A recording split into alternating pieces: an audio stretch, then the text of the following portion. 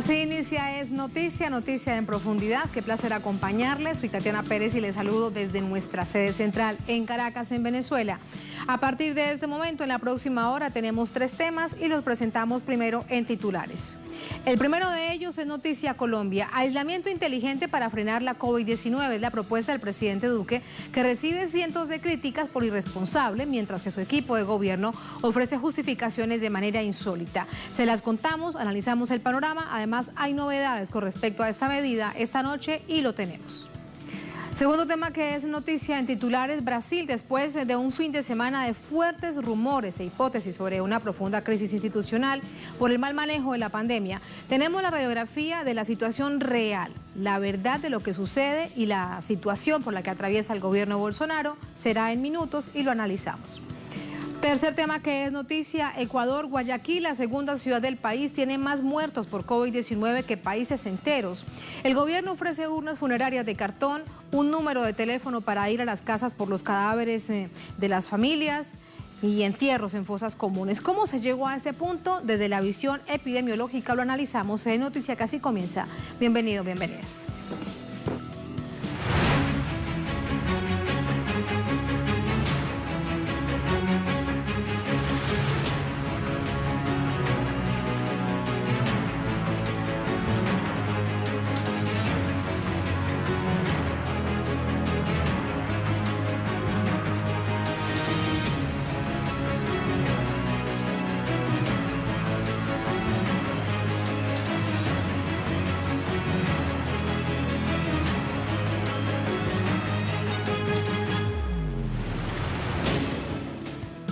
En Noticia Colombia, la inteligencia del gobierno es cuestionada tras la sugerencia de cambiar la cuarentena obligatoria por un aislamiento inteligente. La ciudadanía se niega a exponerse al contagio del coronavirus porque el Ejecutivo prioriza la actividad económica. Detalles a continuación. Frente a la pandemia del COVID-19, el presidente Iván Duque planteó la posibilidad de implementar una nueva medida denominada aislamiento inteligente una vez finalice la cuarentena obligatoria decretada hasta el 13 de abril. El objetivo es retomar las actividades económicas. ¿Qué quiero decir con un aislamiento inteligente? Que mantengamos la protección y la restricción al adulto mayor, que mantengamos las restricciones en el sistema educativo, que tomemos normas de distanciamiento. Por eso medidas como las que han sido implementadas en Corea o inclusive en Singapur muestran que se pueden ir retomando actividades con mejores y mayores protocolos de salud. La medida se aplicará según el comportamiento de la curva epidemiológica y supuestamente considerando el bienestar social. Es una decisión que debe siempre considerarse en el entorno del equilibrio que representa, por un lado, no tener la enfermedad, pero por otro lado tampoco tener unas afectaciones sociales que nos lleven a enfermedad mental, nos pueden llevar a mayores índices de maltrato, porque estar confinado evidentemente puede generar maltrato, puede generar situaciones muy complejas familiares. El ministro del Comercio apoya la medida, retuiteando artículos sobre el supuesto aplanamiento de la curva del coronavirus. Sin embargo, la línea es otra. La línea va ascendente y Colombia solo tiene una máquina de despistaje del COVID-19, lo que se traduce en posibles casos existentes que no han sido detectados. Hasta este lunes, el ministro de Salud confirmó 1.579 contagiados y 46 muertes. Sobre este escenario, el juego político priva ante la salud. El Ejecutivo se negó a recibir las 2 máquinas de despistaje masivo donadas por Venezuela, por lo que varios gobernadores y alcaldes colombianos han manifestado su contrariedad. Si el gobierno nacional no la quiere recibir, eso es un problema, pero a mí me llegaría, me vendría perfecto. Yo se la recibo. Yo sí no voy a estar en este problema con una situación tan difícil para estar en la confrontación ideológica. Los colombianos no se han quedado atrás. Para algunos, el objetivo de Duque es claro: aislamiento inteligente, que los estratos 1, 2 y 3 salgan a trabajar para mantener a los de arriba, que seguirán en cuarentena, que pongan los pobres los contagios y los muertos, y arriba la economía. Otros recurrieron a la sátira. El presidente Duque dice que podríamos pasar a una fase de aislamiento inteligente. Para eso se requiere gente inteligente y en este país no hay de eso. Si no, no tendríamos los gobernantes que tenemos. El único aislamiento inteligente que podemos hacer es aislar a Duque del poder. El planteamiento del Ejecutivo colombiano basado en la experiencia de otras naciones que aplicaron el aislamiento inteligente para amortiguar los costos económicos, como Holanda o Suecia, no consideró que también resultó en la propagación rápida de la enfermedad. Duque tampoco consideró que mientras Corea del Sur aplica 20.000 pruebas de despistaje de COVID-19 diarias para 51 millones de habitantes, Colombia lleva 25.000 pruebas aplicadas en un mes para 50 millones de habitantes. Hechos importantes para tener en cuenta porque sumamos precisamente información desde Bogotá con nuestro corresponsal Hernán Tovar. Ya vamos a tenerlo porque de hecho esta noche a través del Twitter el presidente Iván Duque ha dicho a través de esta red social que se amplía la cuarentena social obligatoria hasta finales de este mes. Es importante entonces tener este asunto en cuenta y revisar luego si después de esto se aplicaría este llamado aislamiento de carácter social y además inteligente. Mientras tenemos a nuestro corresponsal en Bogotá, vamos con Federico García Naranjo. Él es analista político, es articulista con nosotros desde Bogotá. Federico, buenas noches, ¿cómo está? Hola Federico, a ver si nos escucha. Buenas noches. Sí, fuerte y claro. Gracias Federico, ahora te escucho. El informe que estábamos revisando, si sumamos a la decisión a través de las redes sociales que tiene el presidente Iván Duque, ¿estaríamos entonces ante un revés de este llamado aislamiento social, aislamiento inteligente? Pues estamos ante la última acción errática del gobierno nacional, que se ha caracterizado desde el principio de esta crisis por no llevar el liderazgo en cuanto a las medidas para contener la epidemia. En un principio lo vimos discutiendo con los alcaldes sobre quién debía tener la iniciativa a la hora de establecer las cuarentenas. Ahora lo vemos proponiendo un supuesto aislamiento inteligente que no es más que permitir que parte de la fuerza laboral pueda salir a la calle para mantener la economía funcionando, con el riesgo de que esta epidemia que hasta ahora se ha concentrado sobre todo en estratos medios y altos de la sociedad, pues impacte en los sectores populares. Y unas horas después dice a través del Twitter que la cuarentena se extiende 2 semanas más.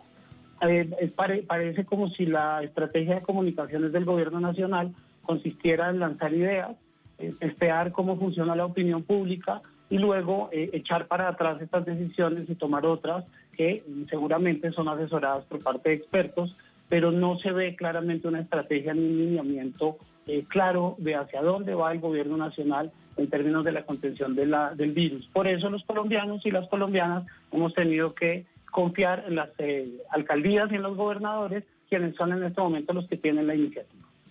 Federico, antes de que el presidente planteara a toda la opinión pública esta propuesta del aislamiento inteligente, se había reunido con gremios. ¿Habría salido de allí de manera en que estarían presionando para que la gente saliera a trabajar sin considerar que la vida no tiene precio?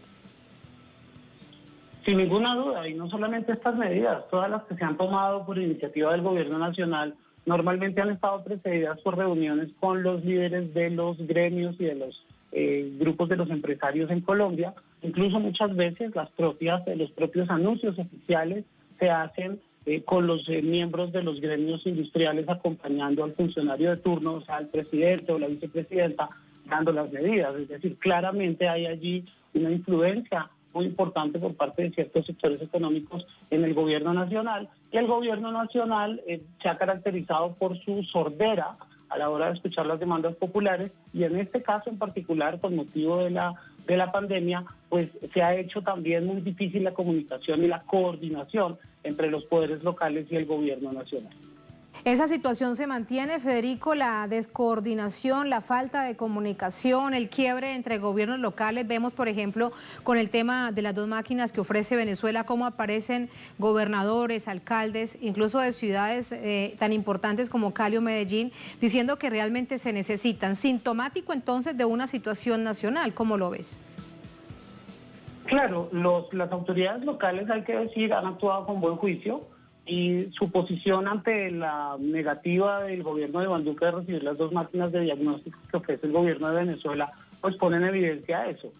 Por supuesto, negarse a la entrega de estas 2 máquinas, pues no solamente es una jugada profundamente torpe desde el punto de vista de las relaciones internacionales, soberbia e infantil, sino además profundamente irresponsable.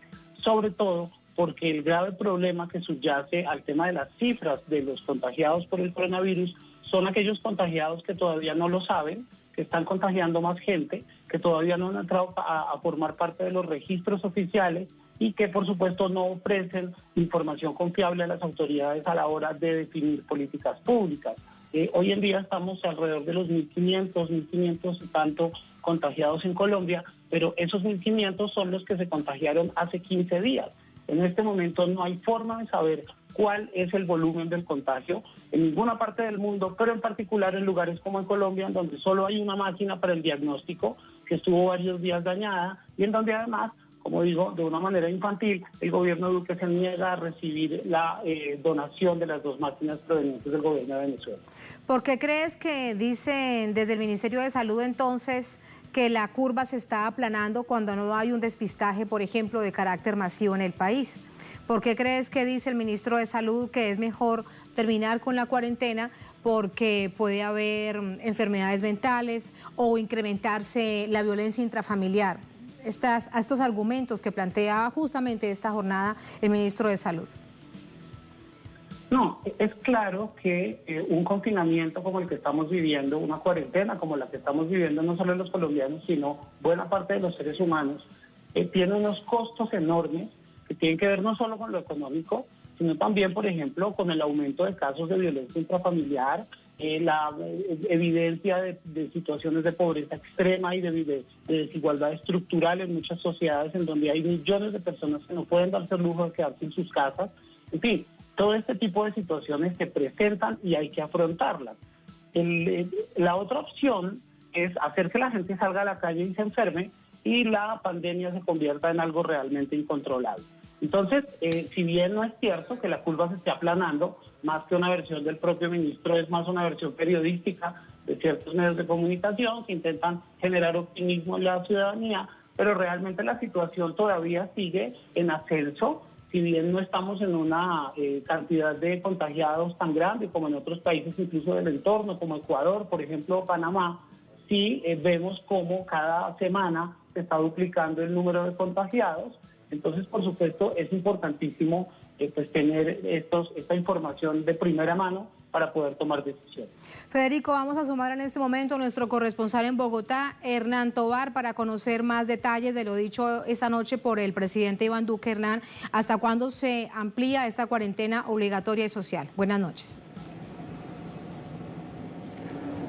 Tatiana, muy buenas noches a toda la teleaudiencia de Telesur. Sí, lo que ha dicho el presidente esta noche en esta locución es que se extenderá el aislamiento obligatorio hasta el 26 de abril a las 11:59 de la noche. Repetirte y darte a conocer y a toda Latinoamérica estas cifras.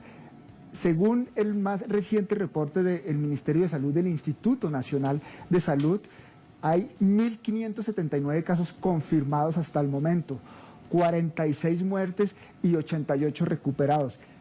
Aquí hay que hacer una claridad, Tatiana, porque estos registros que tenemos son de unos días atrás, no corresponden al día de hoy.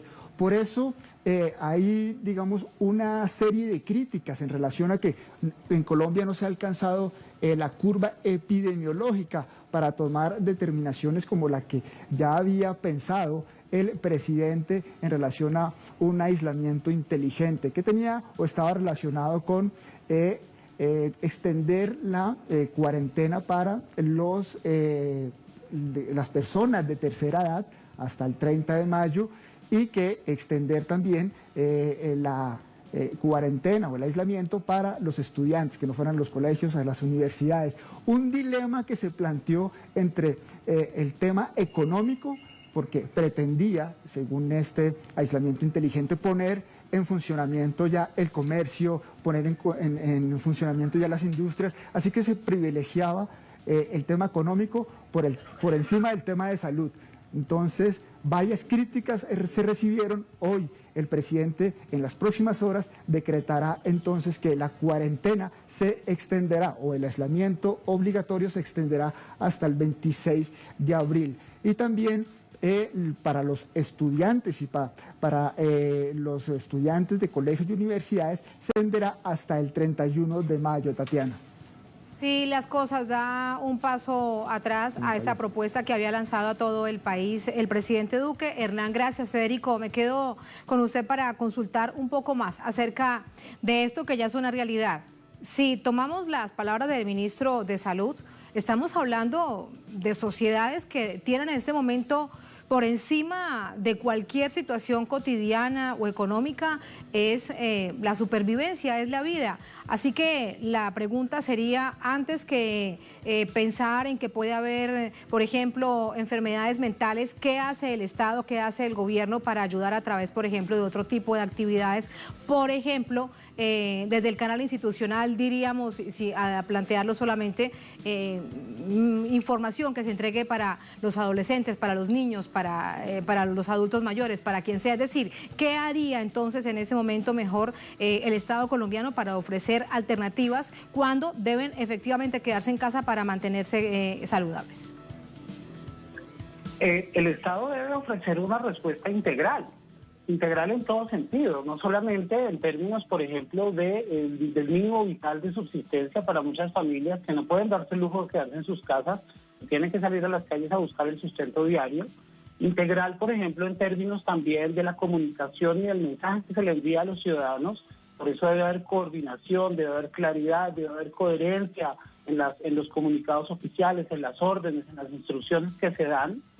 También, por supuesto, integralidad en cuanto a que las personas efectivamente están expuestas a una situación inédita, que es quedarse en sus casas de manera indefinida, con todo lo que eso conlleva en términos, como ya lo dijimos, de violencia intrafamiliar, pero también en términos de salud mental, que es un problema que afortunadamente se está poniendo en evidencia y se está visibilizando.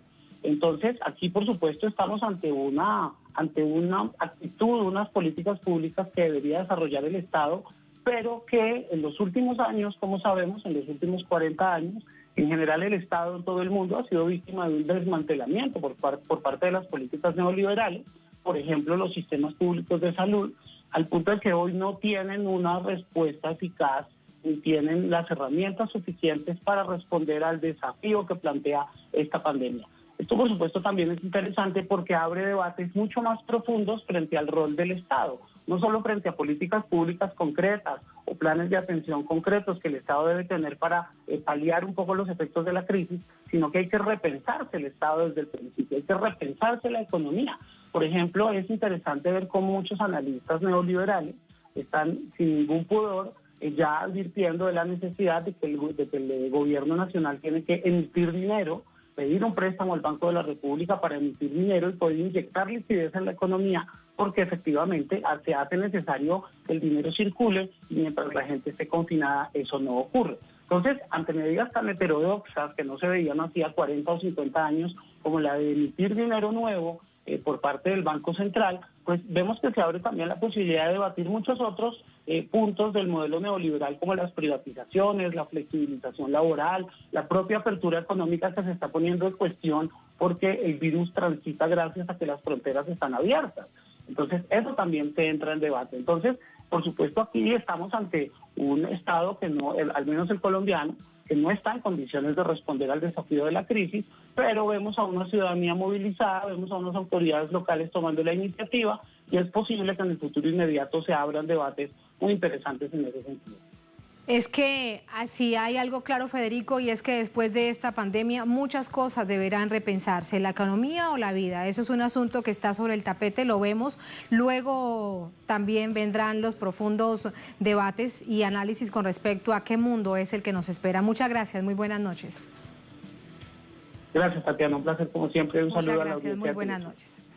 Así nos vamos a la primera pausa en esta emisión de Es Noticia, al volver en Noticia Brasil.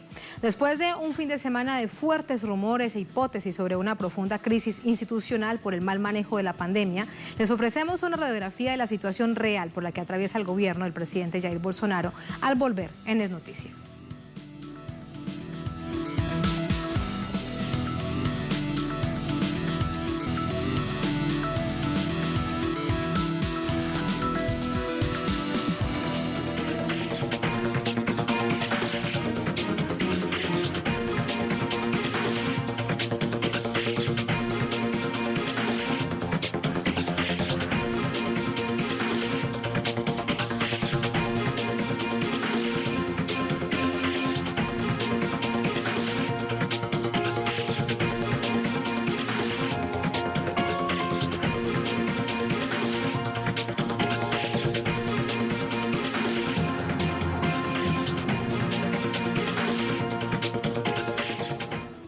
En Noticia Brasil, en medio de fuertes rumores acerca de la supuesta destitución del ministro de Salud, Luis Enrique Mandetta, el país se confirma como epicentro de expansión del coronavirus en América Latina con más de 12.000 contagios y 553 muertes. Tenemos los detalles a continuación.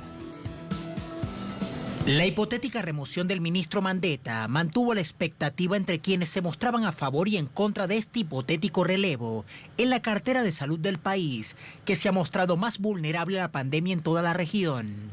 De acuerdo a la publicación de la revista conservadora Veja, sectores militares habrían presionado a Bolsonaro para frenar la destitución de Mandetta, quien es teniente retirado del ejército brasileño. El mandatario declaró el pasado 5 de abril no tener miedo de usar la lapicera, en clara alusión al ministro de Salud, quien dio a conocer públicamente las cifras reales del efecto de la pandemia, que dejaron muy mal parado el ejecutivo brasileño, y esto habría causado enorme descontento en el Palacio de Planalto. La evidente militarización de la administración Bolsonaro, quien posee el rango de capitán del ejército, también en condición de retiro, se consolidó a finales de febrero, cuando se anunció la presencia de 9 uniformados en las 22 carteras que conforman el ejecutivo local.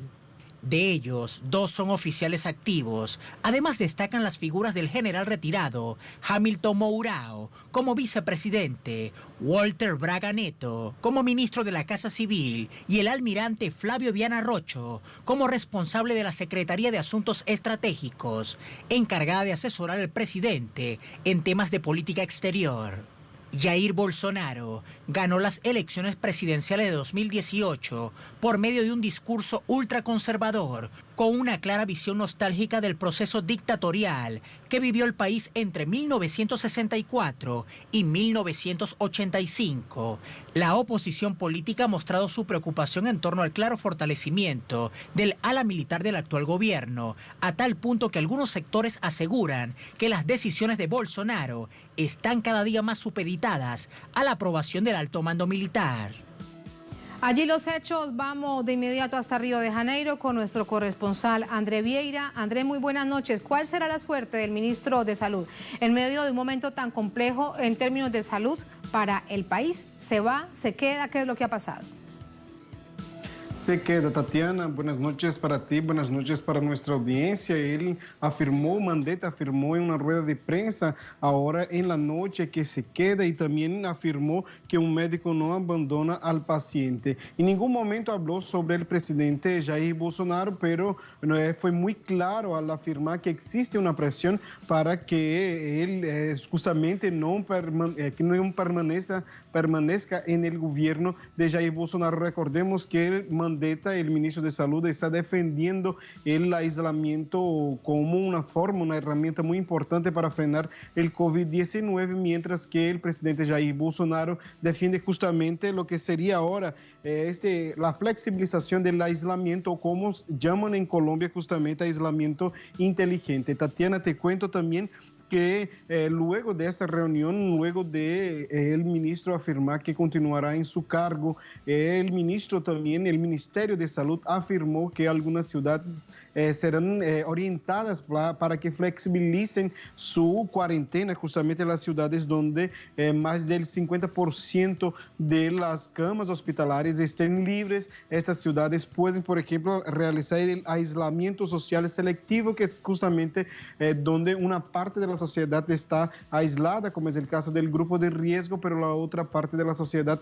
sigue normalmente en esta pandemia, una actitud que ha sido criticada por diferentes expertos aquí de Brasil. Por ejemplo, el exministro de Salud aquí de Brasil, Alexandre Padilha, afirmó que Brasil enfrenta la pandemia en la oscuridad, y recordando que existe toda una dificultad con los testes aquí en Brasil para identificar justamente las personas que están contaminadas y las personas que murieron por esta COVID-19. Así que es una situación muy complicada, mientras que Brasil aumenta el número de personas fallecidas aquí. Solamente en las últimas 24 horas, 78 muertes en Brasil. Ahora el ministerio anuncia que ocurrirá una flexibilización para las ciudades que todavía no están tan afectadas por este coronavirus. Una situación muy complicada, Tatiana. Situación muy complicada que analizamos. André, gracias. Muy buenas noches. Vamos a entrar con el análisis. Nos acompaña para ello Sandra Quintela, es economista e integrante de la red Jubileo Sur. Nos acompaña desde Brasil. Sandra, muy buenas noches. ¿Cómo está? Buenas noches. Acá, caminando. Muchas gracias, que es mucho por estos días. Sandra, en medio de tal tensión social, este fin de semana hubo una gran cantidad de rumores, hubo hipótesis, hubo periodistas que decían una cosa, en redes sociales que se decía otra. ¿Por qué crees que se daba esta situación? Hoy está el panorama un poco más claro con respecto al gobierno del presidente Bolsonaro, y esta noche también con respecto a la suerte del ministro de Salud. ¿Por qué crees que se dio ese escenario en tal nivel de tensión social que vive el país? Buenas noches. Acá en Brasil enfrentamos la pandemia y el pandemonio del gobierno Bolsonaro, el desgobierno Bolsonaro, que hace todos los días, crea algún hecho nuevo para testar el límite de hasta dónde va con sus absurdos de la política nacional e internacional incluso. Pero hoy me parece que quedó muy claro que quien gobierna el país no es más Bolsonaro. Ellos estaba ya decidido a demitir el gobierno al ministro de la Salud. Incluso el ministro de la Salud llegó a decir ahora en la noche, en la conferencia de prensa, que tenía ya arreglado sus mesas, las cosas para salir, para dejar su cargo, y no salió. El propio viceministro, el propio vicepresidente llegaba. El gabinete militar garantizó la presencia del ministro. Entonces, hoy, para mí, quedó clarísimo que quien está gobernando no es más el Bolsonaro, porque él tenía clarísimo que iba a demitir el ministro de la Salud y no lo hizo, por presión del gabinete militar. Entonces tenemos hoy una reina loca, que es el presidente Bolsonaro, haciendo el simulacro de que está gobernando, pero que en derecho está gobernando no es él. Pero un punto hay en común entre el gabinete militar y el gabinete de Bolsonaro, es la política económica. Sí, Sandra, permíteme te pregunto algo. Si no él gobierna y no da las órdenes del presidente Bolsonaro, ¿quién lo hace? ¿El vicepresidente o el mando militar? Mira, el vicepresidente es militar también, sí, ¿no? Sí. Es también general. Y todo el gabinete, esos tres que fue hablado en el inicio de esa reportaje, que están más cerca del presidente, principalmente Braga Neto, que está más o menos en el comando de este gobierno, como decir así, un gobierno paralelo, ¿entiendes? Un gobierno paralelo, y cada día está más evidente que Bolsonaro no tiene las cosas que dice que tiene, porque hoy fue clarísimo eso. ¿Quién queda del lado del presidente Bolsonaro, de acuerdo a tu visión, acompañándolo, por ejemplo, en esta idea de no asumir la cuarentena obligatoria y de carácter social en todo el país? esa campaña, por ejemplo, que él tenía desde el fin de semana pasado para toda la nación? Sí, básicamente son sectores empresariales y también los sectores ligados a las iglesias neopentecostales. Esos dos sectores empresariales no es la gran burguesía, no es el sector de la gran burguesía. Sectores empresariales medios y muy vinculados a algunos sectores a las iglesias neopentecostales que quieren mantener sus cultos, quieren mantener su renta ahí en los templos durante la cuarentena. Básicamente esos dos sectores así que están... incluso, por ejemplo, hoy mismo el Congreso, su base, la base gubernamental no apoyaba la salida del ministro de la Salud. Entonces, se percebe que hay cada vez más críticas, porque el país está en una pandemia, el país está en una crisis económica desde 2015, o sea, venimos hace 5 años con más de 14 millones de personas empleadas, ¿no? Entonces, no es que la pandemia generó la crisis económica ya estaba instalada, la situación de miseria, la situación de población de calle, la situación de hambre ya estaba creciendo en Brasil hace todos los últimos años. Entonces, ahora, si quieres vincular a la pandemia, a la crisis económica, como a ministra de Economía, por ejemplo, es una desonestidad tremenda frente a la conjuntura social, económica, política que estamos en Brasil. Sandra, ¿no? por todo... Entonces, sí, permíteme, te pregunto también algo, por todo esto que nos has dicho, por este panorama, ¿qué sucede? ¿Cuál es la razón que crees, la justificación para que oficialmente el presidente Bolsonaro no sea apartado del gobierno? No, mira, es la pregunta de millón, ¿no? Hay miles de análisis porque se puede intentar que él renuncie, ¿no? Sería la renuncia, sería el impedimento o sería su afastamento por los crímenes que tienen cometido, crímenes incluso contra la humanidad. Él ahora mismo fue denunciado de la Corte de La Haya como un crimen contra la humanidad por las cosas que está haciendo acá en Brasil en enfrentamiento al COVID-19 y otras cosas más. Defender la tortura, defender, en fin, las cosas que sabemos, las amenazas, las veladas que hay, etcétera, etcétera. Pero esos 3 caminos, impedimento, afastamento o renuncia, es lo que está en la mesa ahora de la conjuntura política brasileña. No se sabe cuál va a ser. El presidente de la Cámara dijo hoy que no va a impedir el camino del proceso de impeachment. Hay varios pedidos de impeachment en el Congreso Nacional, ya y no están caminando, pero están ahí puestos. El presidente del Congreso, el presidente de la Cámara de Diputados ya habló de esto, que no iba a impedirle su camino. Entonces, el camino de impeachment, que es un camino más largo, que toma más tiempo, etc.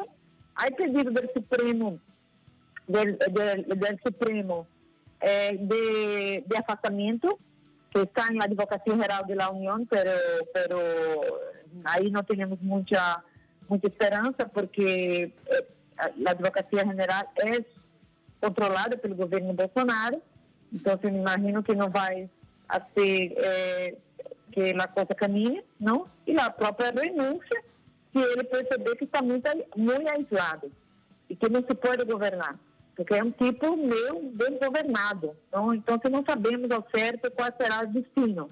As 3 opções estão na mesa e vai depender muito da correlação política em um momento de pandemia, em um momento de quarentena, onde não se pode ir à calle.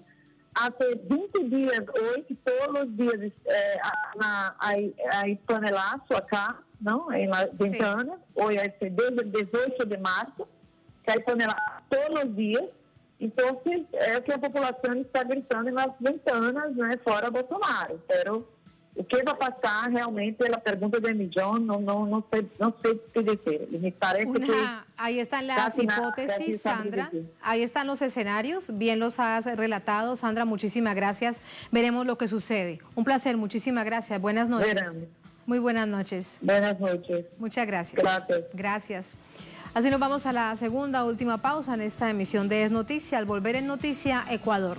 Guayaquil, la segunda ciudad de este país, tiene más muertos por COVID-19 que países enteros. El gobierno ofrece urnas funerarias de cartón y ayuda para ir a las casas por los cadáveres. ¿Cómo se llegó a este punto? Tenemos un análisis desde la visión epidemiológica del hecho. Al volver, estamos en Es Noticia.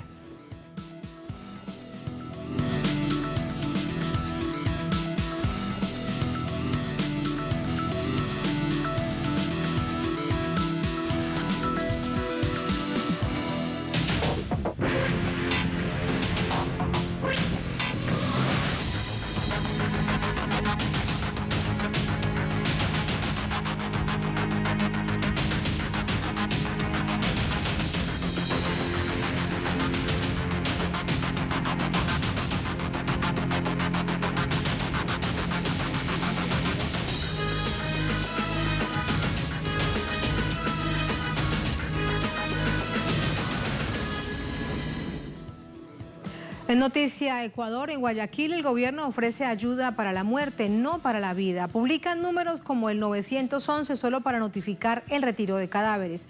Entre tanto, más de 1.600 profesionales de la salud relacionados con todo el sector están afectados. Tenemos detalles a continuación. La situación en Ecuador con relación a la pandemia del coronavirus ha puesto en evidencia una vez más la falta de articulación, tanto en las acciones como en las cifras y datos de los voceros del sector oficial.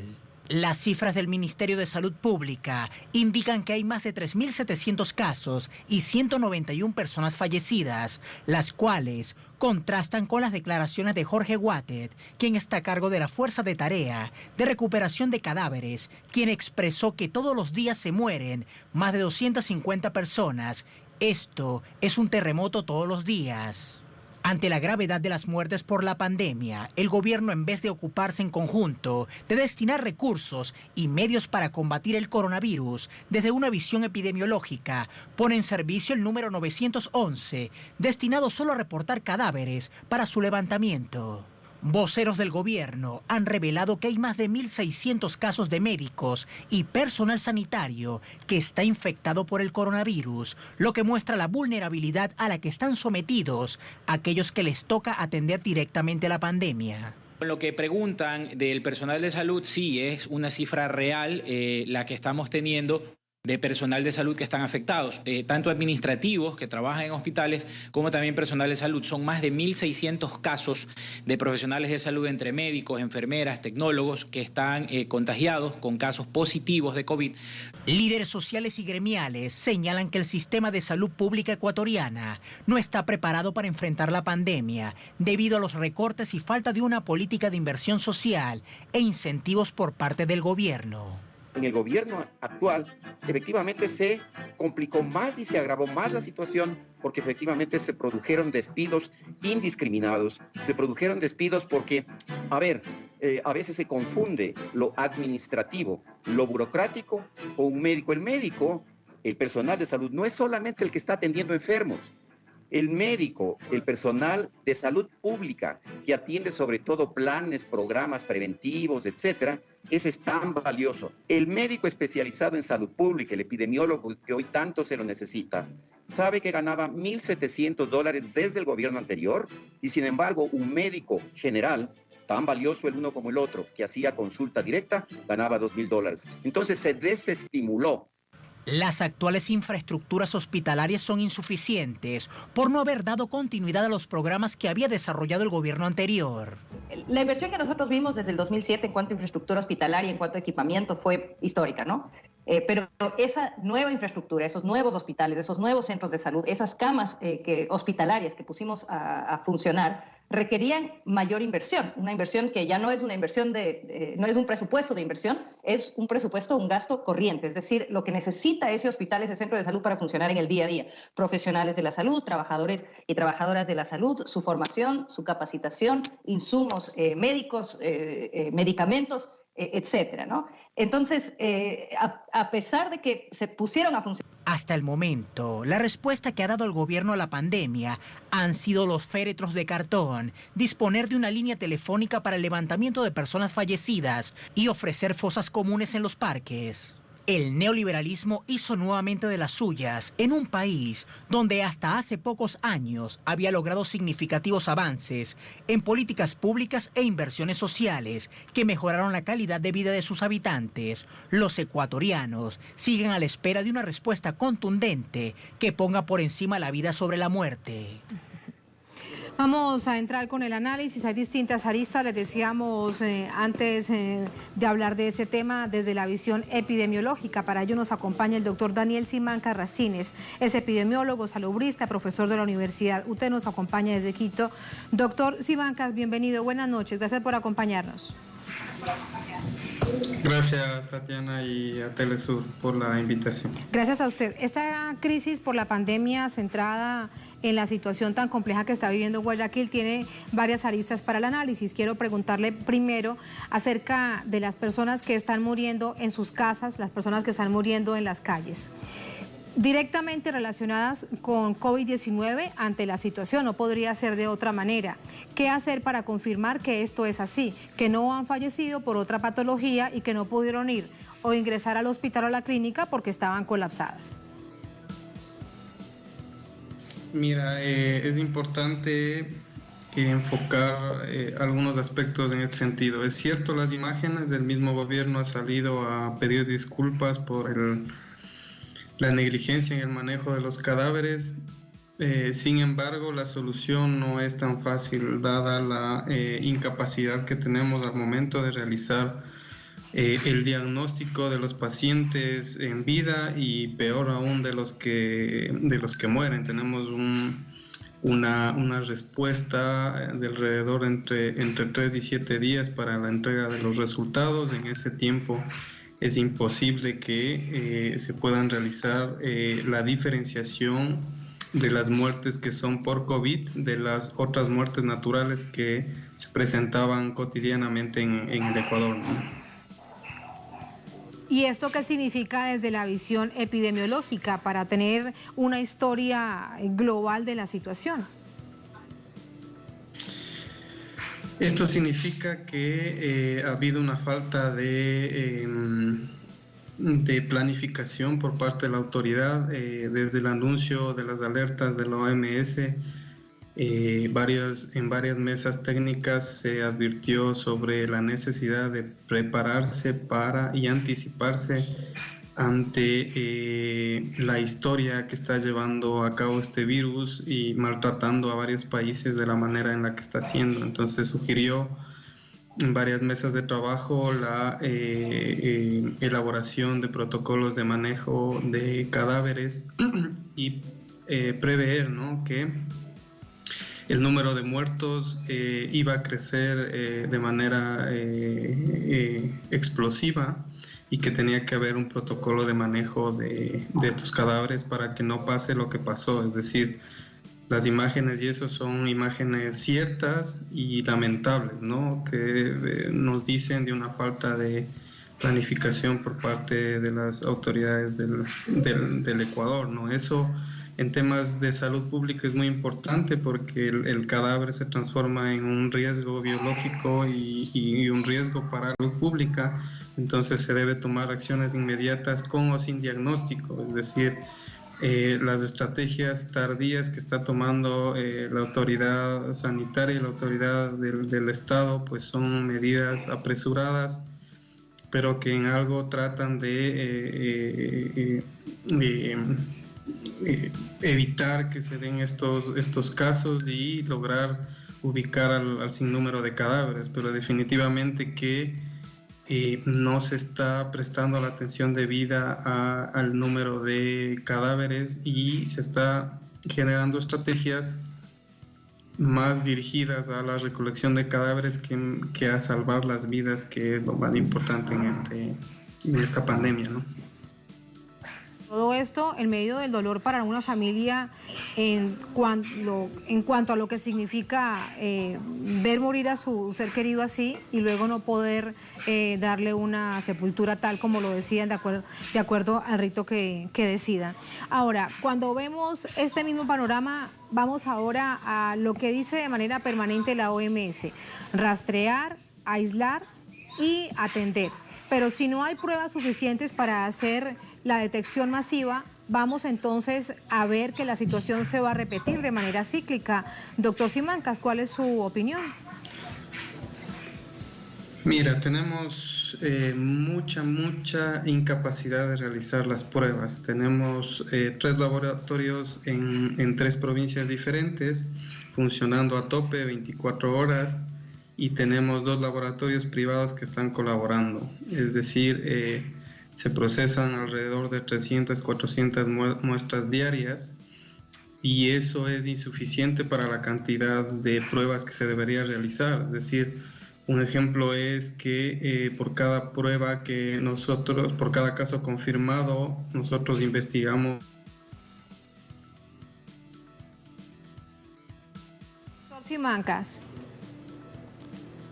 lo hemos perdido lamentablemente, nos quedan unos minutos para continuar con el análisis. Le pido rápidamente a la producción que tratemos de restablecerlo. Es el doctor Daniel Simancas Racines, epidemiólogo, salubrista, profesor de la Universidad UT. Él ha estado atento a toda esta situación que se ha registrado en el país. Decíamos antes de la pausa que Guayaquil, de hecho, recordemos, es una ciudad costera, una ciudad industrial, la segunda ciudad más importante del país, después de hecho de la capital Quito, ha registrado una situación de tal nivel de vulnerabilidad con respecto al sistema sanitario de salud por la cantidad de casos de COVID-19 que se han evidenciado de una manera muy compleja, muy dramática, y no tiene nada más y nada menos que ver con los cuerpos que se encuentran en calles y familias que siguen llamando de manera permanente desde que se activaba ese número 911 para que fuesen por los cadáveres y no generar, como bien nos decía el doctor Simancas, otro problema de salud pública. Doctor Simancas, habíamos perdido unos minutos la comunicación con usted, ¿me escucha? Sí, te escucho, Tatiana. Gracias. Ahora, teniendo este panorama, el personal de salud, y las cifras evidentemente son importantes porque cualquier funcionario del sector salud en este momento es importante, médicos, enfermeros, salubristas, etcétera, etcétera. Ustedes además como epidemiólogos, 400 los infectados o 1.600. Hay cifras encontradas además dentro del gobierno nacional. ¿Cuál es la percepción que usted tiene de ello? Bueno, existe una incertidumbre en el manejo de información, no hay una información eficaz de parte del gobierno, hay muchas contradicciones de parte de varias autoridades, no hay un solo vocero oficial. Eso, Tatiana, genera mucha incertidumbre. Las declaraciones del viceministro de Salud nos hablaban de que alrededor del 46% de los casos confirmados eran de personal de salud. Esta es una información a medias, sin embargo es igual de alto, es decir, es del 46% entre sospechosos y casos confirmados.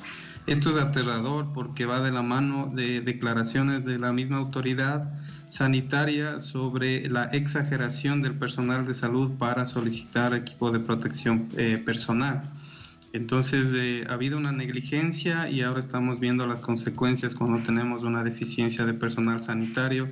Se ha hecho convocatorias masivas a personal de salud luego de haber desvinculado a más de 2.600 profesionales de la salud, haber recortado el presupuesto para el sistema de salud. Entonces estamos pagando las consecuencias de un sistema de salud desarticulado, un sistema de salud fragmentado de la parte pública de la privada, y la incapacidad que tenemos de gestionar los recursos y redistribuir nuestros recursos para enfrentar esta crisis sanitaria.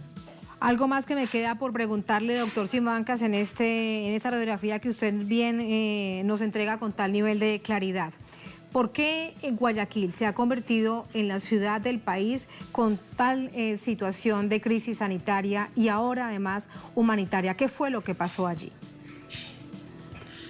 Mira, hay que entender ahí los determinantes sociales de la salud de nuestros países, no solo del Ecuador. La falta de servicios básicos, alcantarillado, agua potable, la pobreza, la marginalidad, delincuencia, hacinamiento, el desempleo. 6 de cada 10 ecuatorianos no tienen un empleo estable, junto con los problemas del sistema sanitario, la incapacidad de articular programas de apoyo económico para enfrentar la cuarentena. Hay muchas personas en Guayaquil, hay mucho comercio informal. La gente es el puerto más grande del Ecuador, hay mucho comercio, entonces la gente vive de lo que vende.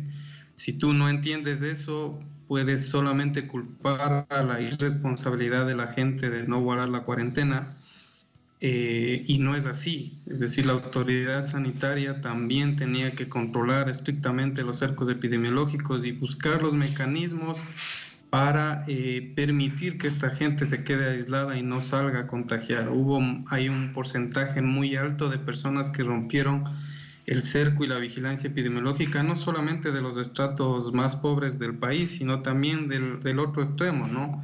Se llegó a determinar que hubo, después ya de la declaración de transmisión sostenida comunitaria, hubo clubs privados abiertos, hubo fiestas, entonces la gente no concebía la importancia de guardar la cuarentena, y tenemos pues una mezcla de todos estos factores sociales, económicos y del entendimiento en sí de la salud pública, más la falta de planificación, negligencia de la autoridad sanitaria de tomar las medidas a tiempo, y esto es lo que estamos viviendo. Y ahí es la alerta que quiero hacer, Tatiana, al resto de países y de ciudades latinoamericanas, que no lo tomen a la ligera este problema, que si no toman las medidas a tiempo, estrictas, controladas, vigiladas, militarizadas, pues vamos a tener problemas como los que estamos teniendo ahora en nuestra querida ciudad de Guayaquil, ¿no? Con toda esta conjunción de situaciones. Muchísimas gracias, doctor, por entregarnos esas reflexiones y por ese mensaje final. Muy buenas noches. Gracias a ustedes. Gracias a ustedes por habernos acompañado. Ponemos punto final a esta emisión de Es Noticias. Cerramos nuestra pantalla tradicional. Nos quedamos en redes sociales. @esnoticiatelesur, @TatianaTelesur. Durante esta jornada, otro hecho sigue siendo noticia. Con eso nos dejamos. Hasta mañana.